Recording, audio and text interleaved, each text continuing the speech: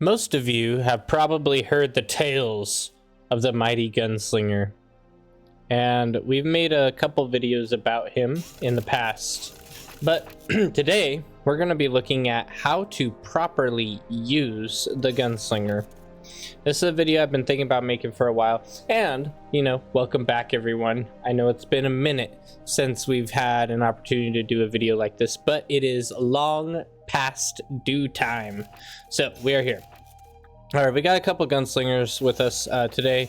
We're going to be focusing on one at a time, because that is the best way to just show off their power.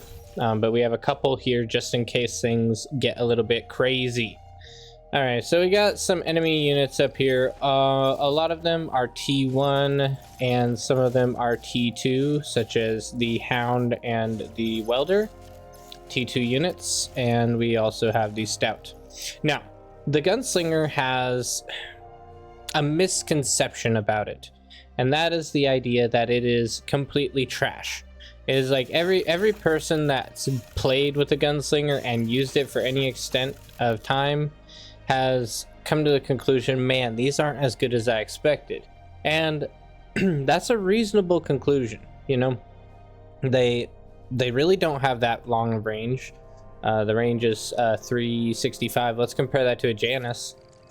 The Janus's range is 325. So, let me see, not 325.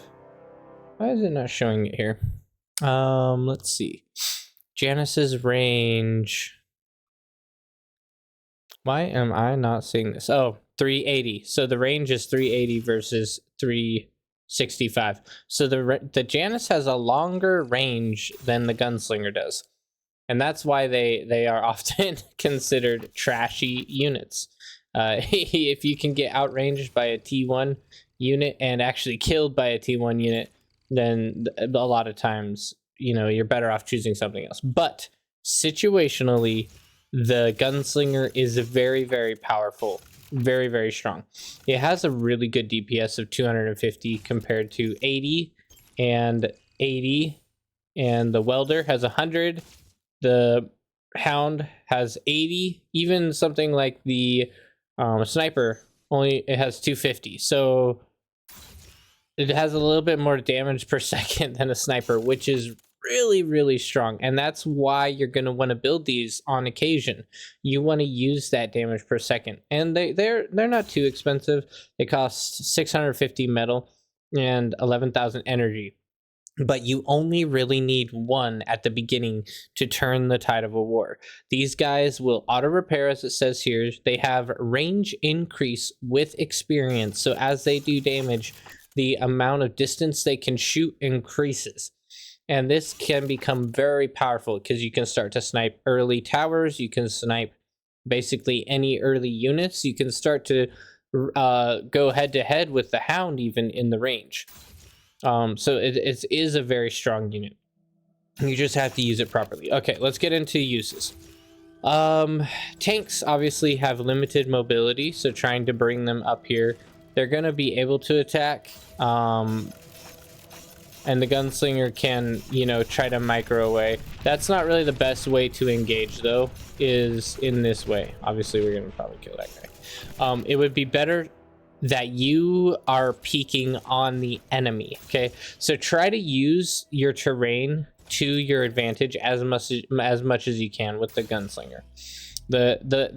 View them kind of like you would view a first-person shooter game. Imagine they are the hero. That is how they are intended to be played, as if they are the hero, which leads to them being very micro-intensive. But you want to act as if it is a first-person unit, like you're playing Call of Duty, and, if you're low on health, hide behind cover, heal up, peek out of cover, start shooting again, then hide behind cover, dip behind the valleys. You want to use the terrain to your advantage. That's where you're really going to start to see a lot of value with this guy. Very good at close quarter.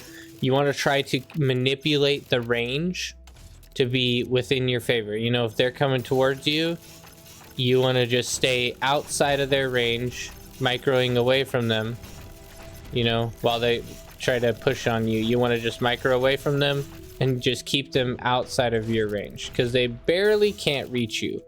All right, now with the Janus, it's not going to be quite as good of a matchup here.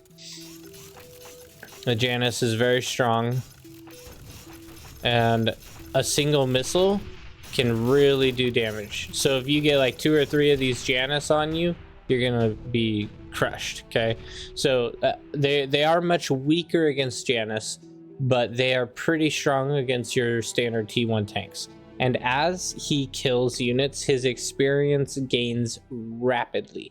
And look, he's already full health again. So that's where if you have a mob of units coming towards you, you have to micro him away while he heals back up, and then push back in when you're fully healed. So be sure to use your terrain to your advantage to go up against them. He can take out T1 units generally with ease as long as he is carefully microed. Another thing would be like up against a shockbot. He can actually 1v1 a shockbot very well because he stuns him, he can outrange him, he can outmaneuver him. So 1v1, he's gonna wreck this shockbot every time. And now he's got experience increase, which means his range is even greater than it was. Now his range is 298.6, which means he now outranges a Janus, even though he did not originally.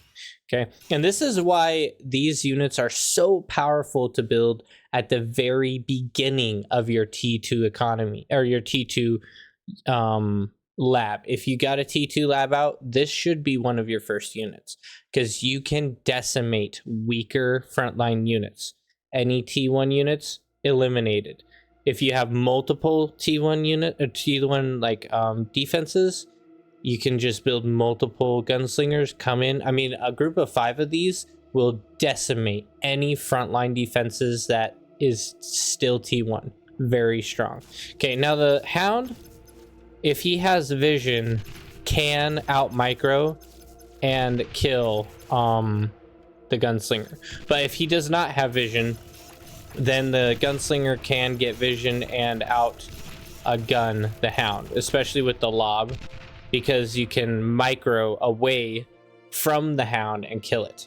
Now, when you're up against a sniper, it's a different story. You're going to try to kill a sniper, not really a great concept. Because a sniper, he's gonna easily get outranged. One shot, dead. Okay, so if you see snipers coming out, eliminate, either stay in the shadows and manipulate the terrain to your advantage, or stop producing gunslingers. Okay, because you're never gonna win that fight. Now, another thing that's huge is Gunslinger versus Commander. Okay, obviously I'm only one person, so trying to do this is going to be tough. But essentially, the point is the Commander cannot out micro the Gunslinger, and the Gunslinger has long enough range to be able to constantly be attacking while not being in range of the D-gun. Trying to D-gun, whoops. Yeah, essentially you can just run forever and out micro him. So very good at killing commanders, and that is a huge deal. So if you end up getting in a position to snipe a commander with an early Gunslinger, very, very strong. Go for it every chance you get. You will definitely win, as long as you don't let them outmaneuver you with the micro, because the commander has a much smaller D-gun range than your Gunslinger. So those are some basic tips. Use the terrain to your advantage, build them early, micro them carefully, let them self-regenerate before pushing them into battle, and crush your opponents. I hope you enjoyed, and as always, I will see you on the battlefield.